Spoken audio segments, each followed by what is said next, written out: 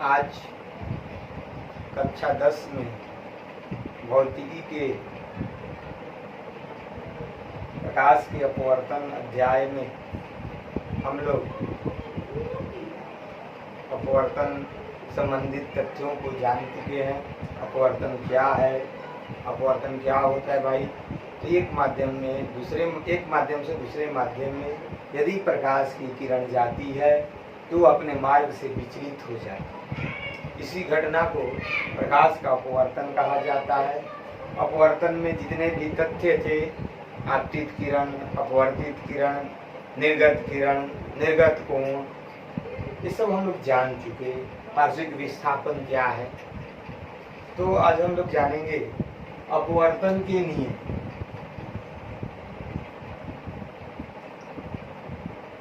अपवर्तन के नियम। अपवर्तन के नियम में पहला नियम कहता है कि आपतित किरण और आपतित किरण पे जो अभिलंब के द्वारा आपतन बिंदु प्राप्त होता है और अपवर्तित किरण, तीनों एक ही तल में स्थित होते हैं। नियम कहता है क्या कि आपतित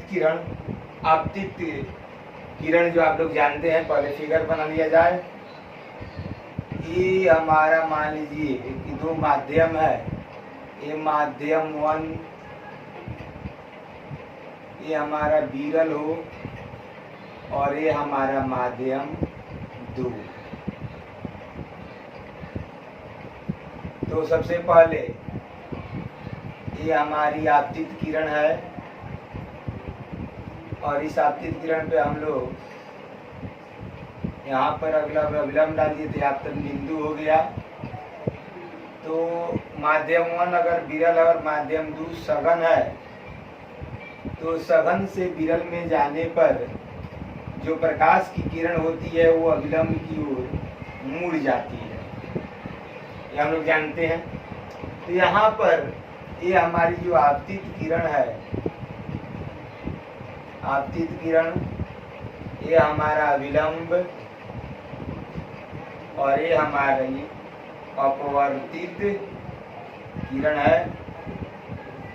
ये हम इसको कहते हैं आपतन कोण, इसको कहते हैं अपवर्तन कोण। तो पहला नियम कहता है कि आपतित किरण और आपतन बिंदु पर अभिलंब और अपवर्तित किरण तीनों एक ही तल में होते हैं। देखिए बोर्ड एक हमारा तल है, इस बोर्ड में तीनों किरण आ चुके हैं।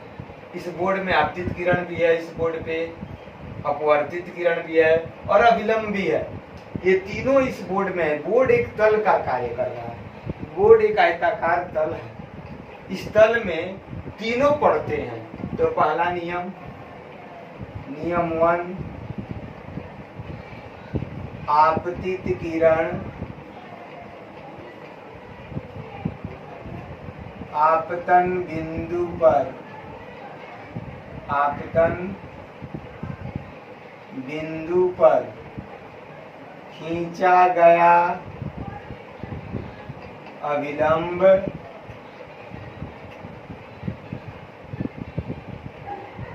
और अपवर्तित किरण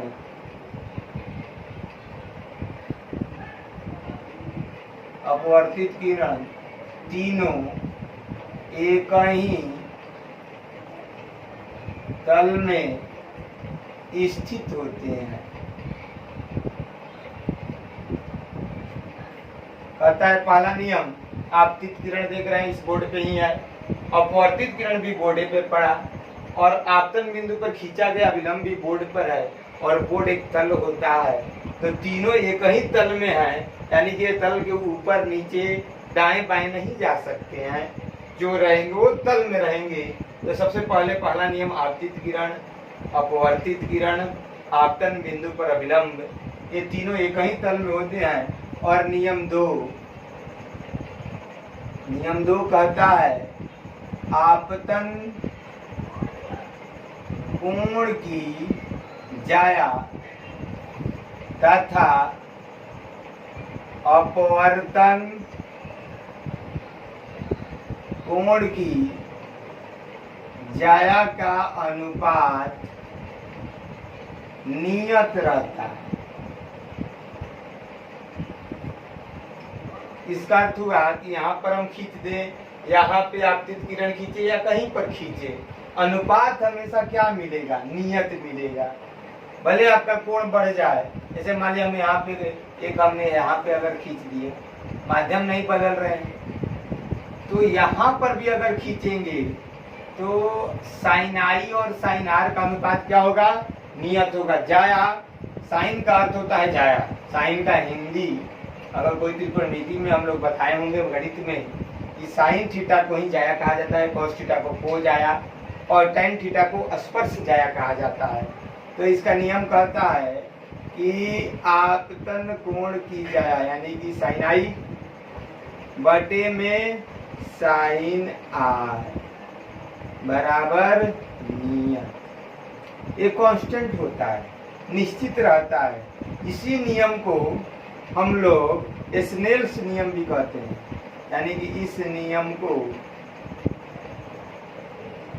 स्नेल का नियम भी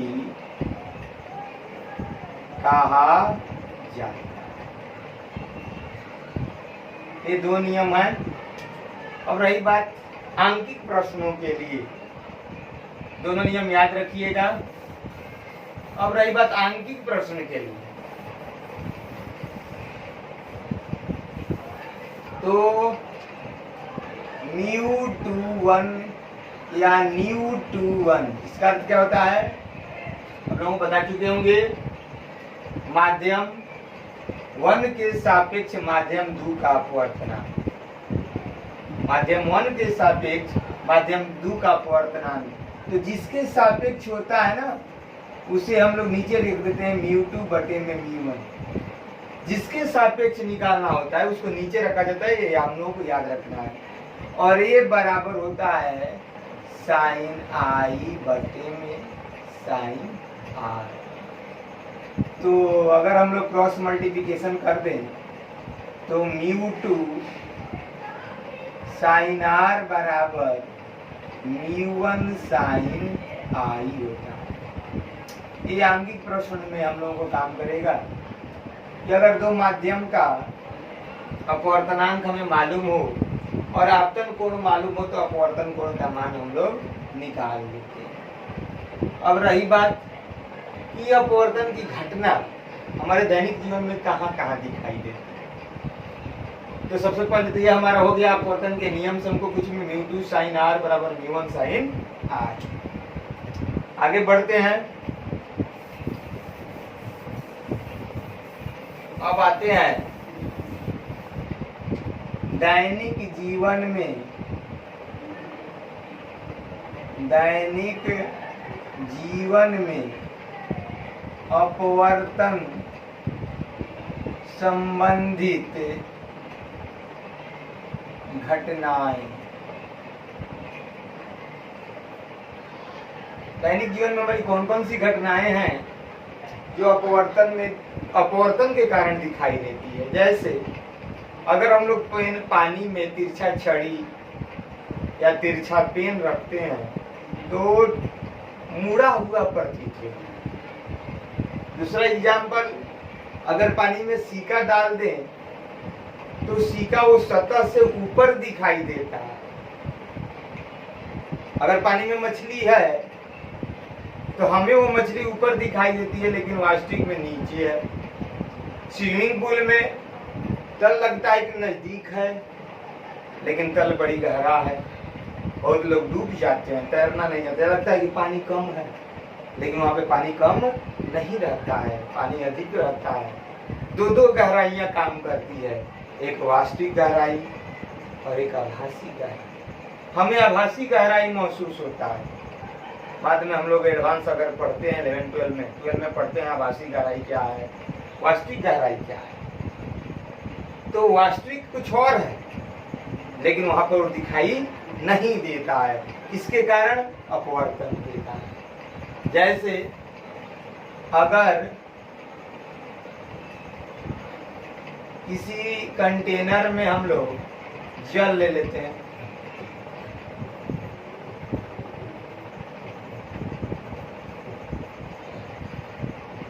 और इस जल में एक छड़ी डाल देते हैं, एक तिरछी छड़ी है।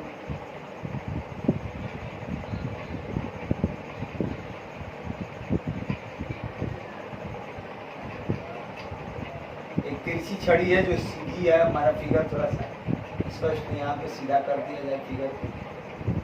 एक तिरछी छड़ी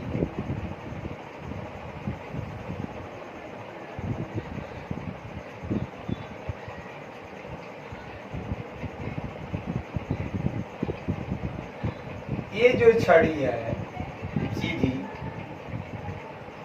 ये छड़ी जब हम लोग देखेंगे तो इसका नोक यहाँ पर दिखाई नहीं देगा, जिसके कारण एक बेंड यानी कि मुड़ा हुआ प्रतीत होता है। तो पहला घटना है भाई कि पानी में डाली गई, आंशिक रूप से डाली गई, पानी में आंशिक रूप से डाली गई छड़ी तिरछी प्रतीत होती।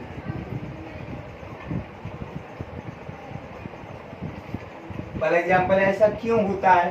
तो अपवर्तन के कारण। अगर कारण आ जाता है कि तिरछी क्यों प्रतीत होती है, ये पानी में डाली गई छड़ी जो तिरछी क्यों, तो अपवर्तन के कारण। तो क्या होता है कि हमारा इधर जो माध्यम हो गया सघन ये जल है, अब हम बाहर से देखते हैं, बाहर में क्या होता है हवा, तो सघन और ऊपर में क्या हो गया विरल। तो यहाँ से हम लोग दो दो किरणें ले चलते हैं,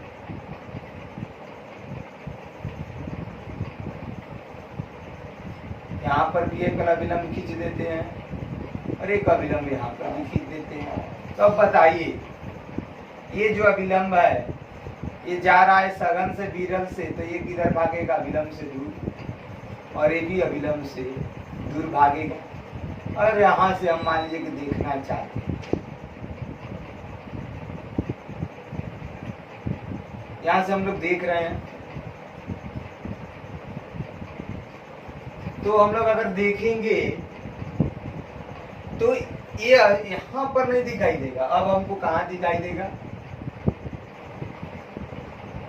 ये दोनों को हम पीछे बढ़ाएं तो जहां पर मिल रही है, यानी कि छड़ी जो है अब यहाँ पर दिखाई देगी, यानी कि टूटती हुई पर अगर यहाँ से हम खींच दें तो क्या हुआ? टूटती हुई नजर आएगी। ये हमारा जो गहराई था इसका यहाँ से यहाँ तक, इसी गहराई को वास्तविक गहराई कहा जाता है। ये वास्तविक है, लेकिन जो हाथ हमको दिखाई देगा वो कैसी है? आभासी गहराई। यानी कि अपवर्तन के कारण ये हमारा यहाँ पे नोक ओ पर था, हमको कहाँ दिखाई देगा? ओडेक्स पे दिखाई देगा।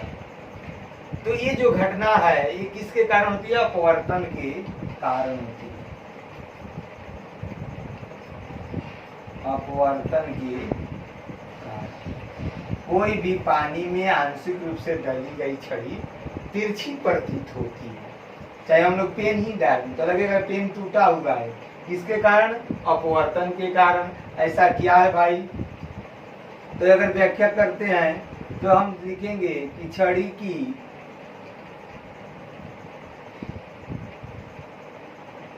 की नोक जो जल में स्थित है वहां से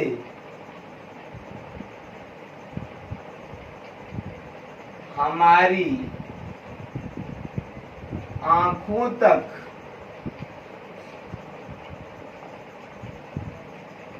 जाने वाली,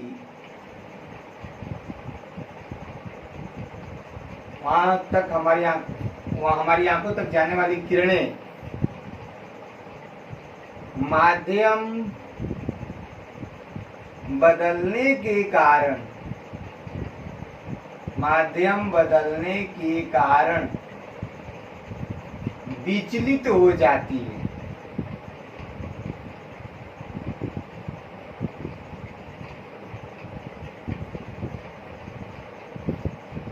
और उन किरणों को पीछे बढ़ाने पर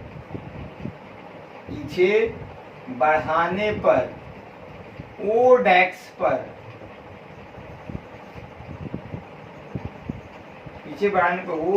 पर आ जाती है।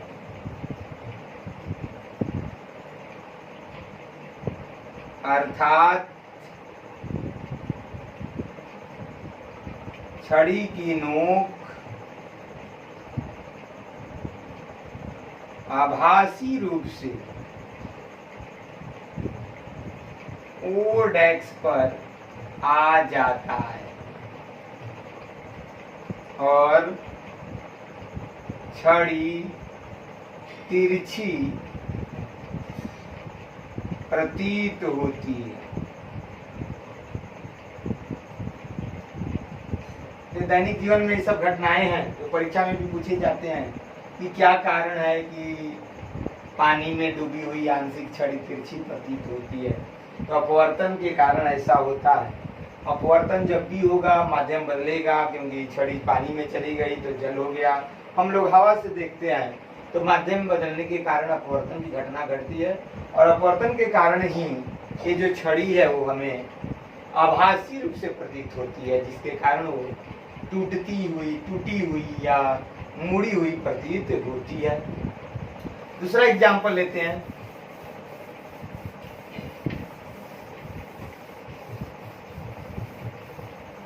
दूसरा है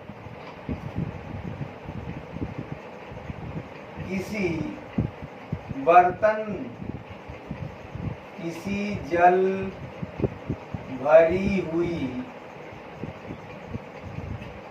बर्तन में केंदी पर उपस्थित सिक्का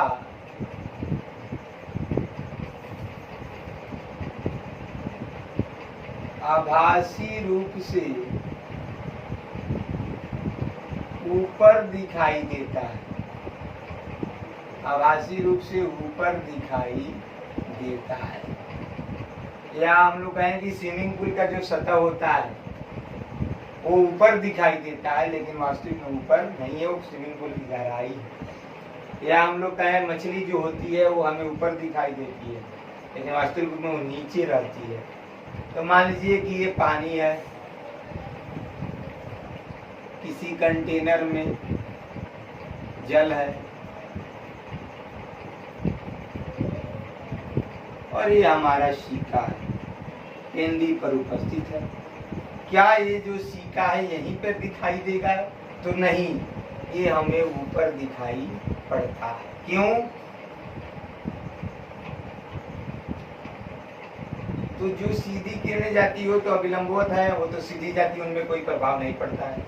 लेकिन यहाँ से अगर हम एक किरण लेते हैं या दो किरण लेते हैं तो ये दोनों हमारा अभिलंब हो गया, दो किरणें निकाल दिए। पहले तो ये सिक्का ऊपर था, अब यहाँ पर ये विरल माध्यम है और ऊपर में क्या है? सघन है। तो ये तो हमारी अभिलंब से दूर जाएगी और ये भी किरण अभिलंब से दूर जाएगी। तो क्या होगा जब इन्हें हम पीछे बढ़ाएंगे तो हमें ये जो सिक्का है वो यहाँ पर दिखाई देगा, वो डेस्क पे ऊपर दिखाई देगा, यानी कि आभासी रूप से दिखाई देता है। तो हमारा ये भी सिक्का जो है वो तो दिखाई दिया हमारी आंखों को, कहाँ? तो यहाँ पर दिखाई देता है, लेकिन वास्तविक रूप से वो यहाँ पर है। ये भी जो घटना होती है इसका कारण क्या लिखेंगे? तो ये जितनी भी घटनाएं हैं ये सब अपवर्तन संबंधित होती है। स्विमिंग पूल में तली उसका जो है ऊपर दिखाई देना, पेन तिरछा प्रतीत होना, ये सभी घटनाएं जो होती हैं अपवर्तन संबंधित होती हैं। आगे चलते हैं। क्रांति कोण,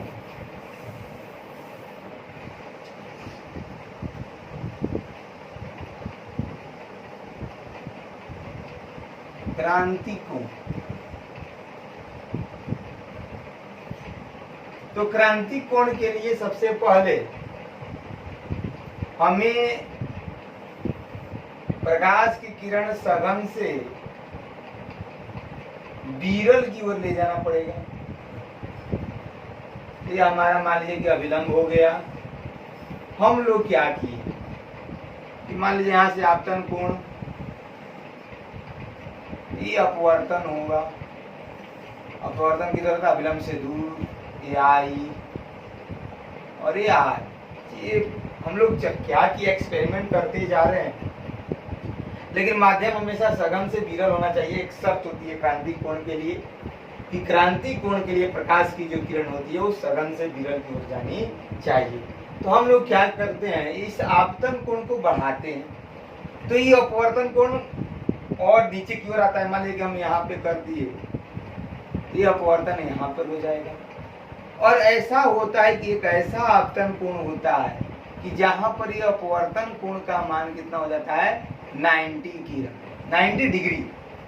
यानी कि वह आपतन कोण, जब कोई प्रकाश की किरण सघन से विरल की ओर जाती है, तब उस समय वह आपतन कोण जिस पर अपवर्तन कोण 90 डिग्री हो जाता है, उसी आपतन कोण को क्रांति कोण कहा जाता है। तो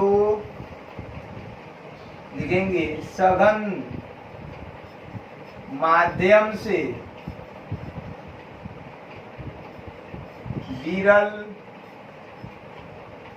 माध्यम में प्रकाश की किरण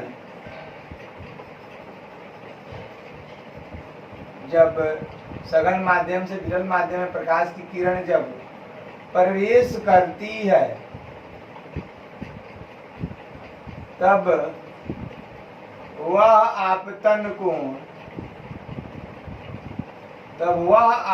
कोण जिस पर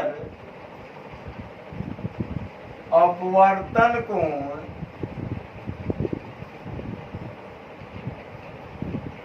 90 डिग्री हो जाता है या समकोण हो जाता है, अपवर्तन कोण 90 डिग्री हो जाता है, उस आपतन कोण को क्रांतिक कोण कहते हैं। ये हमारा मान लीजिए कि माध्यम 1 है और ये माध्यम 2 है। तो अगर हम लिखें कि क्रांति कोण, तो क्रांति कोण को पहले हम लोग क्रांतिक कोण को IC से सूचित किया जाता है। तो अभी हम लोग फॉर्मूला पढ़े थे कि माध्यम 2 के सापेक्ष माध्यम 1 का अपवर्तनांक बराबर μ2 बटे में μ1 या साइन आई यहाँ पे आपतन कोण कितना कर दिया गया, IC के बराबर, बटे में तो पहले लिख देते हैं साइन आई बटे में क्या होता है, साइन R होता है। यानी कि μ2 1 बराबर I को तो हम लोग कह रहे हैं कि आपतन कोण कितना हो जाए, क्रांति कोण, और साइन R का वैल्यू उस समय कितना, साइन R का वैल्यू 90 डिग्री हो जाए। तो μ2 1 बराबर साइन IC होता है। यानी कि माध्यम 1 के सापेक्ष माध्यम 2 का अपवर्तन क्या होता है, साइन IC, तो अगर हम इसको उल्टा कर दें कि माध्यम 1 के सापेक्ष माध्यम 2 का क्या होगा, तो इसको हम लोग रेसिप्रोकल कर देंगे। 1/, में साइन IC हो जाता है। तो ये हुआ हमारा क्रांति कोण। क्रांति कोण किसे कहते हैं, इतना तक रहता है। तब हम लोग पूरा आंतरिक परावर्तन पढ़ेंगे, उसके बाद प्रिज्म पढ़ेंगे। प्रिज्म के बारे में, प्रिज्म होता है क्या, वर्णविक्षेपण घटना। तब लेंस पढ़ेंगे, तब ये चैप्टर हमारा खत्म हो जाएगा। तो आज का क्लास इतना ही समाप्त करते हैं, फिर मिलेंगे नेक्स्ट क्लास में।